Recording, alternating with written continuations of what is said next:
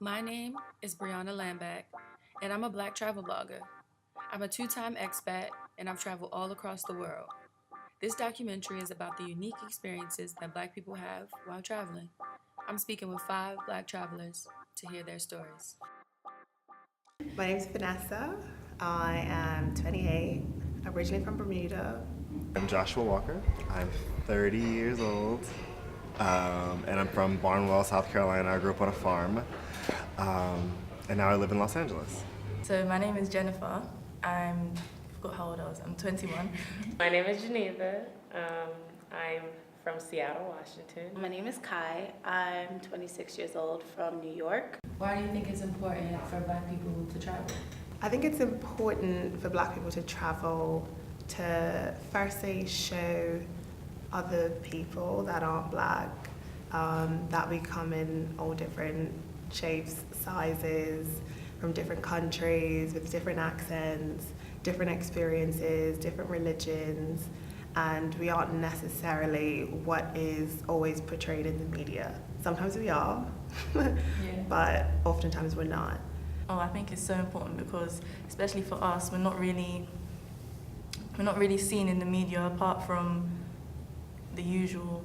And that's why Black Panther was so big as a film, because it was like the first film where Black people are portrayed as not slaves and not gangsters, but something else. So for us to go to other countries and show ourselves, I think it could, I'm not saying it could end racism, but it could end a lot of the stereotypes that people have. Some people have literally never seen us. Like, when we go to certain countries, we'll be getting like photographed so much, because I didn't even know that I would become this kind of traveler that just loves to go to obscure places and doesn't want to go to the normal places that all the Black people go to.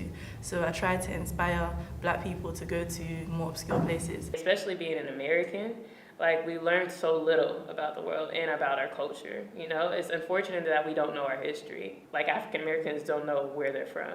So being open to going to these places and seeing so many people that look like you. I went to Rio and seeing people darker than me, I almost fell out.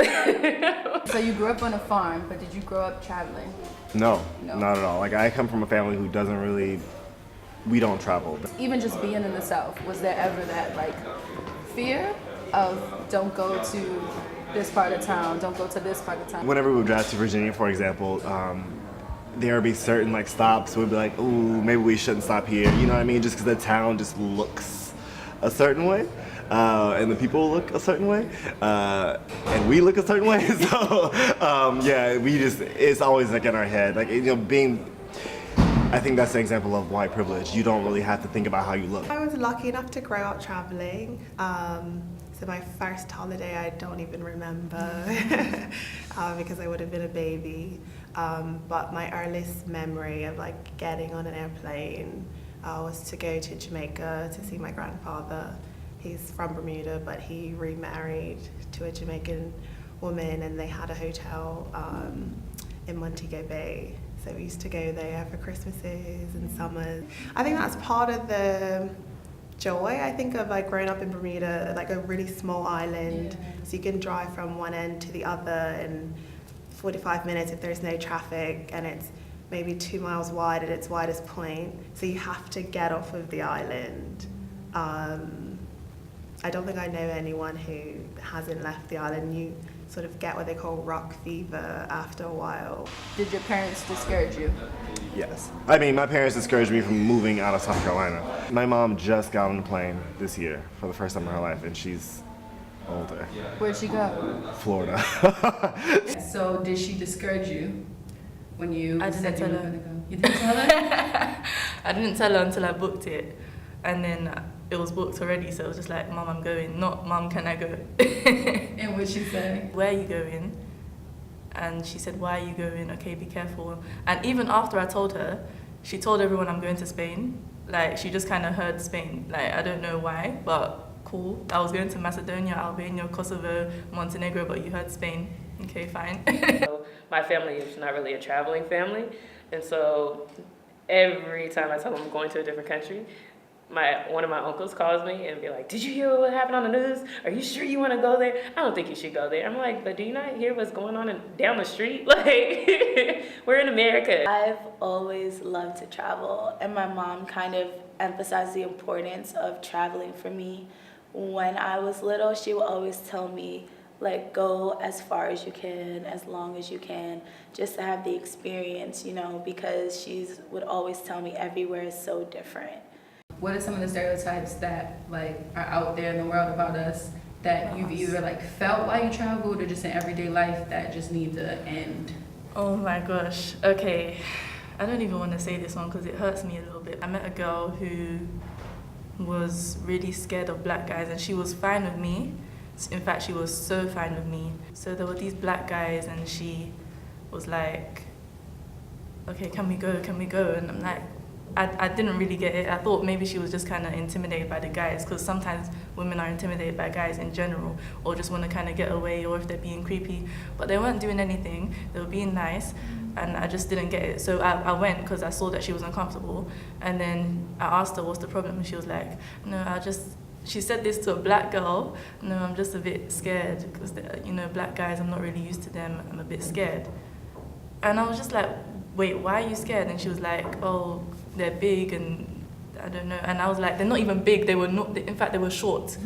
Like, they weren't big.